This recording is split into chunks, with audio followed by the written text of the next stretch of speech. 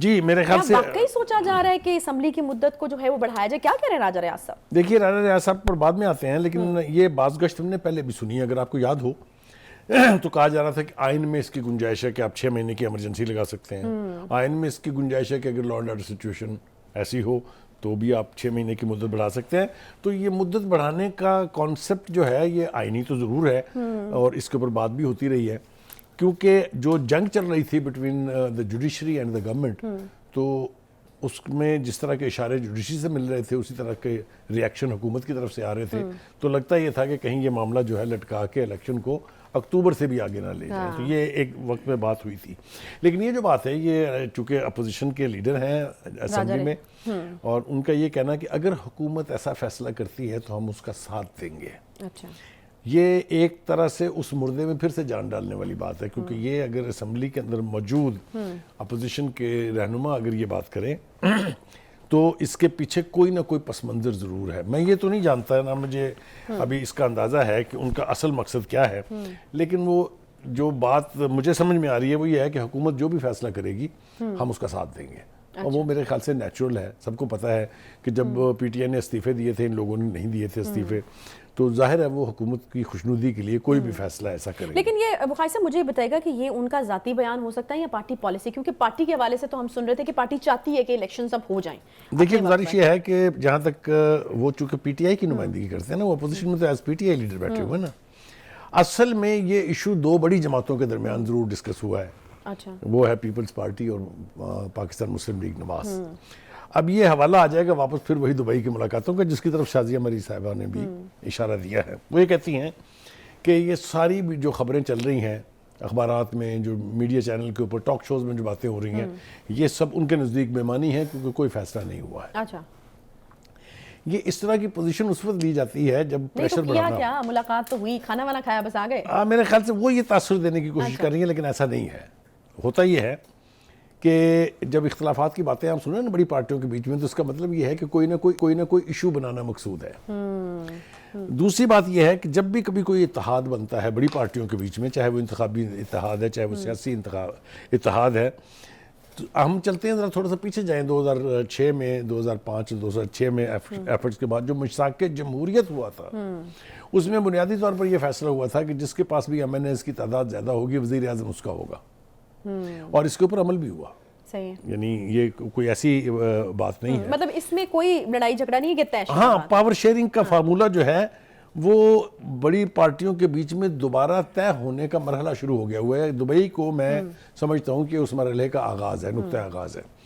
ہم سن رہے ہیں کہ اور بھی ملاقاتیں ہوں گی ابھی۔ یعنی اس کا مطلب ہے کہ یہ فیصلہ پہلے نہیں ہوگا کہ کون سی پارٹی جو ہے وہ وزیر اعظم بنائے گی، الیکشن کے بعد جس کے ایم این اے زیادہ ہوں گے؟ دیکھیں یہ اس کے لیے ہمیں تھوڑا سا یعنی ہسٹری کو بھی ریکال کرنا ہوگا اور گراؤنڈ سچویشن کو بھی دیکھنا ہوگا۔ سندھ جو ہے وہاں پر پیپلز پارٹی کی ڈومیننس سے کسی کو انکار نہیں ہے۔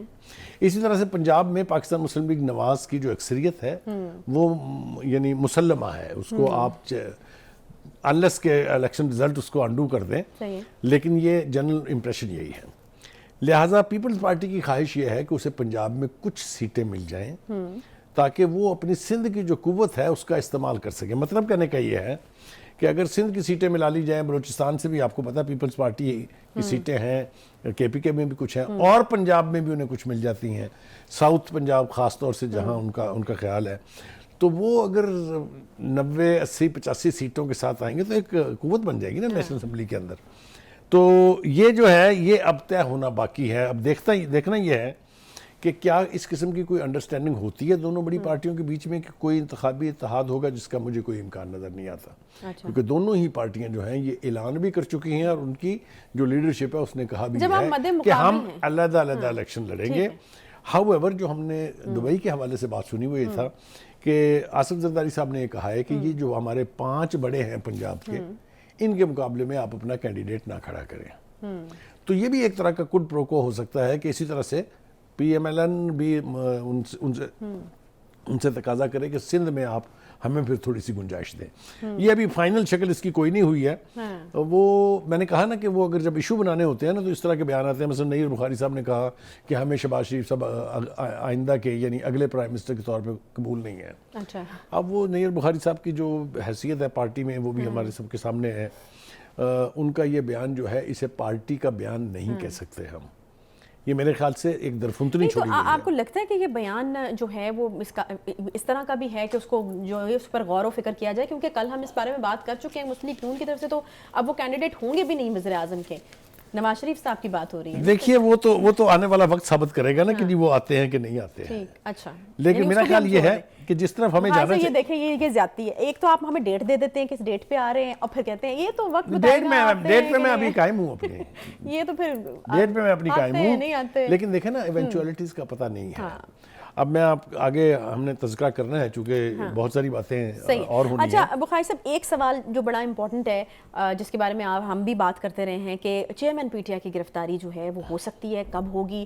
تو لوگوں کے لیے پھر یہ زیادہ میرے خیال میں دلچسپی کی صورتحال ہوتی ہے کہ آخر یہ کہہ رہے ہیں تو پھر ان کو کبھی بھی کسی وقت گرفتار کیا جا سکتا ہے. دیکھیے گزارش یہ ہے، میں سمجھ رہا ہوں جس طرف اشارہ کر رہی ہیں آپ اعظم نذیر طارق صاحب نے جو کچھ کل کہا ہے، خاص طور سے نیب کی جو امینڈمنٹ تجویز کی گئی ہے، جو آرڈیننس آیا ہے، جو یقینی طور پہ اگلے مرحلے میں اسمبلی کے اندر یا سینٹ کے اندر پیش ہوگا اپروول کے لیے.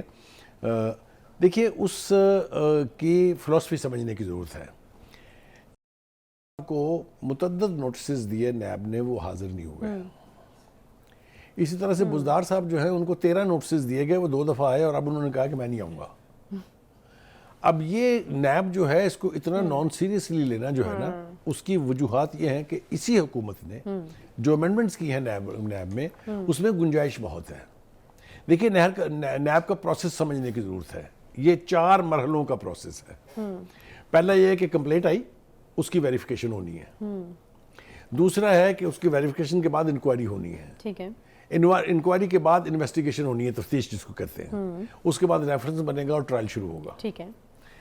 جب تک انویسٹیگیشن نہ شروع ہو، نیب کے پرانے قانون کے مطابق آپ ملزم کو گرفتار نہیں کر سکتے. ٹھیک ہے. ٹھیک ہے. پہلے جو ہے جو اوریجنل نیب کا قانون تھا اس میں 90 دن کا ریمانڈ تھا نیب کے پاس. ٹھیک ہے. وہ انہوں نے 14 دن یا 15 دن کا کر دیا. اب انہوں نے اس کو 30 دن کا کر دیا ہے. ٹھیک ہے. دوسرا جو انہوں نے بہت بڑی جو ڈیولپمنٹ ہے اس میں وہ یہ ہے کہ اب آپ انکوائری سٹیج پر گرفتار کر سکتے ہیں.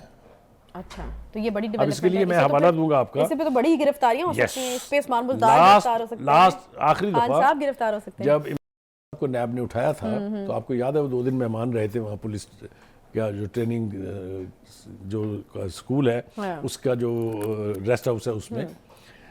اس وقت بھی انہوں نے یہی پلی لے کے اپنی جان بچائی تھی. انہوں نے کہا تھا کہ ابھی چونکہ انکوائری کی سٹیج ہے، انویسٹیگیشن کی سٹیج نہیں ہے. انہوں نے اچانک اس کو انکوائری سے انویسٹیگیشن بنا دیا ہے، لہٰذا ابھی میری گرفتاری کی سٹیج ہی نہیں آئی ہے. ٹھیک ہے. تو اسی کے اوپر سپریم کورٹ نے ان کو ریلیف دیا تھا اگر آپ کو یاد ہو.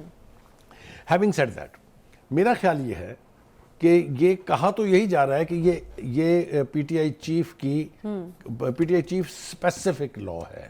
اچھا. اعظم نذیر طارق صاحب کہہ رہے ہیں کہ نہیں ایسا نہیں ہے. اچھا. اگر ہم نے ان کو گرفتار کرنا ہوتا تو ہم اب تک گرفتار کر چکے ہوتے.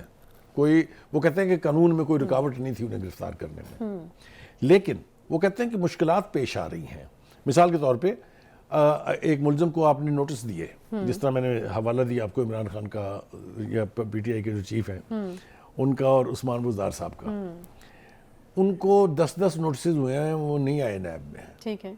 تو کیا طریقہ ہے ان کو نیب میں لانے کا؟ جی ایک ہی طریقہ ہے نا کہ آپ نیب کو یہ اختیار دے دیں، یعنی وہ اگر وہ 2-4 نوٹسز کے بعد نہ آئیں تو آپ ان کو گرفتار کر سکتے ہیں. تو ایک تو میرے خیال سے انہوں نے اس کی وضاحت کرنے کی کوشش کی ہے کہ یہ پرسن سپیسیفک نہیں ہے، یہ چونکہ مشکلات پیش آ رہی ہیں نیب کو پروسیڈ کرنے میں، اس لیے ہم اس کی امینڈمنٹ لا رہے ہیں. اگلی جو بات آپ نے کرنی ہے نا وہ اس سے میں کافی پریشان ہوں، وہ ہے جی وہ میں نے کر بھی دی تھی اپنی ابتدائی میں، اور یہ بھی میں نے کہا تھا کہ حامد خان صاحب ایسے ظالمانہ قسم کے بیانات دے رہے ہیں کیونکہ حامد خان صاحب ایک پی ٹی آئی کے لیے ایک بڑا معتبر نام. دیکھیے ان کے بیانات کے 2 پہلو ہیں خاص، جو بڑے پہلو ہیں. ایک تو یہ کہ انہوں نے یہ کہا ہے کہ جو نواز شریف صاحب تھے ان کو نکالنے کا فیصلہ جو ہے کہیں اور ہوا تھا اور عدالت کے فیصلے سے بہت پہلے ہو چکا تھا. انہوں نے کیٹیگوریکلی یہ سٹیٹ کیا ہے کہ جو عدالت کا فیصلہ ہے یہ کہیں پہلے، بہت پہلے لکھا جا چکا تھا سپریم کورٹ کو صرف استعمال کر کے وہ فیصلے کا اعلان کیا گیا ہے. بخاری صاحب اس کو کنفیشنل سٹیٹمنٹ کہا جاتا ہے. دس از اے ہاربل اسٹیٹمنٹ. اگر آپ اس کو دیکھیں تو پورے کا پورا جوڈیشل سسٹم گر جاتا ہے زمین کے اوپر. صحیح ہے کہ ایک سٹنگ پرائم منسٹر کو آپ نے فلمزی گراؤنڈز کے اوپر نہ صرف نکالا اس کو زندگی بھر کے لیے لائف پوری کے لیے نااہل قرار دیا.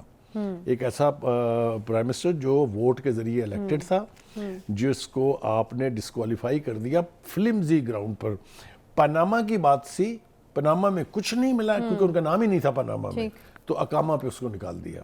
یہ بھی تاریخ میں پہلی دفعہ ہوا کہ جس چیز کی پرے نہیں تھی پٹیشن میں اس کے اوپر نکالنے کی بجائے جس کا ذکر تک نہیں تھا اس ایشو پر نکالا. یہ بھی کبھی نہیں ہوتا. ہاں وہی بات ہے نا, کیونکہ طے پہلے ہو چکا ہوا تھا.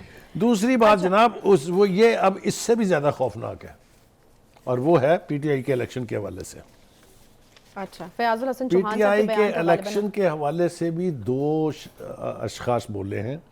ایک تو فیاض الحسن چوہان صاحب, انہوں نے تو اس پورے پروسیس کو کرپشن قرار دے دیا. انہوں نے کہا ہے کہ جناب اوورسیز پاکستانیز کا کتنا سرمایہ آیا اور وہ ہڑپ کر گئے اور پارٹی لیڈرشپ کے اوپر سیدھے سیدھے الزامات ہیں. ان کا خیال یہ ہے کہ جو انٹرا پارٹی الیکشن تھے وہ دھاندلی شدہ تھے. اب آ جائیں جناب ذرا تھوڑا سا حامد خان صاحب کی طرف. انہوں نے بھی پارٹی کے الیکشن کے حوالے سے بھی بات کی ہے. اگر آپ کو یاد ہو تو 2-3 مرتبہ انٹرا پارٹی الیکشن کرانے کی کوشش کی گئی. پہلی دفعہ یو سی لیول کے اوپر کرائے گئے تھے. اچھا, اس کے بعد جناب آئے اپنے حامد خان صاحب, انہوں نے کرائے. اس کے بعد آئے جسٹس وجید الدین احمد صاحب, انہوں نے کرایا. پھر اس کے بعد آئے تسنیم نورانی صاحب. تینوں ہی الیکشن کے رزلٹ جو ہیں وہ پارٹی کے چیف صاحب جو تھے انہوں نے اٹھا کے باہر پھینک دیے اور تینوں ہی حضرات کو پارٹی سے آلموسٹ چھٹی ہو گئی. آپ کو یاد ہوگا کہ حامد خان صاحب بہت عرصہ ناراض رہے ہیں پارٹی چیف سے. بہت آخرلے دنوں میں جب زوال شروع ہو گیا تھا اس وقت ان کو دوبارہ منایا گیا ہے. تو میں یہ سمجھتا ہوں کہ اس کو سامنے اگر آپ رکھیں تو صورتحال تو بڑی خوفناک ہے. چاہے وہ پی ٹی آئی کے پارٹی الیکشنز تھے اس میں بھی ایکسپوز ہوئے ہیں ان کے جو پارٹی چیف تھے, اور چاہے وہ فیصلہ کروایا گیا تھا جو نواز شریف کے بارے میں. ان دونوں ہی ایشوز کے اوپر جو ان کی گفتگو ہے وہ میرے خیال سے آئی اوپنر ہے. مجھے نہیں سمجھ میں آتی کہ عدلیہ اس کے اوپر کیسے ریئیکٹ کرے گی, اور جو پارٹی ہے ان کی پی ٹی آئی اس کی قیادت جو ہے وہ قاسم کے ابا وہ کیسے اس کے اوپر ریئیکٹ کریں گے, کیونکہ اٹس این ایکسپوجر.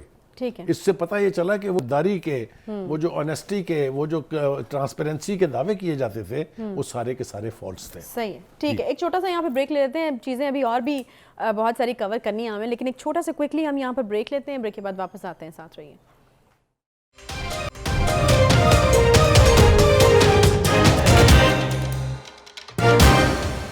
ایک بار پھر سے خوش آمدید کہتے ہیں.